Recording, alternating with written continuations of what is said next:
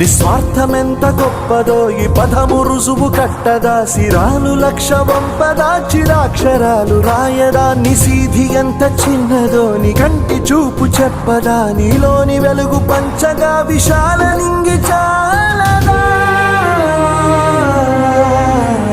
మనుష్యులందు నీ కథ మహర్షిలాగా సాగదా, మనుష్యులందు నీ కథ మహర్షిలాగా సాగదా.